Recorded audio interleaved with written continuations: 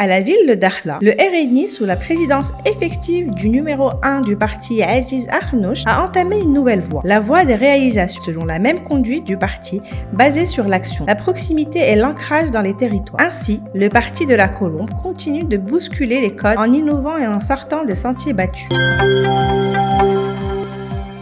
La coopération Maroc-France ne cesse de se renforcer. Une nouvelle phase vient de s'ouvrir. Cette fois, dans le domaine de la mobilité et particulièrement en ce qui concerne les autoroutes. De nouvelles perspectives de collaboration ont été identifiées dans ce sens. La dernière note publiée par le HCP, il s'avère que le taux de chômage a régressé de 0,4 points entre le premier trimestre 2024 et celui de 2025. Après une perte de 80 000 emplois l'année dernière, plus de 280 000 emplois ont été créés cette année.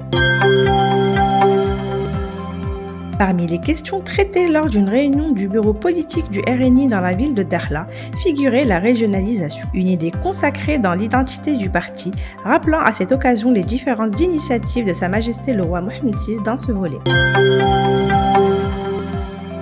La stratégie du Maroc en matière d'indépendance énergétique est bien en marche. Le royaume envisage de se doter d'infrastructures répondant aux normes les plus strictes. Un calendrier précis est déterminé avec l'objectif de garantir une totale souveraineté en la matière.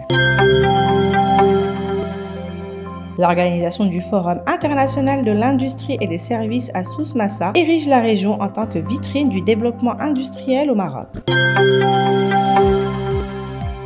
Le Maroc intègre la catégorie des pays à développement humain élevé. C'est ce qui ressort du rapport global sur le développement humain 2025 rendu public par le Programme des Nations Unies pour le développement PNUD à New York.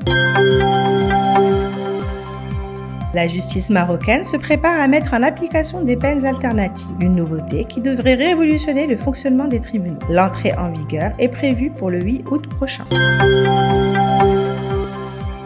L'économie marocaine, qui affiche de forts rebonds ces dernières années, attire les capitaux étrangers, notamment britanniques qui sont très intéressés par une implantation durable au Maroc.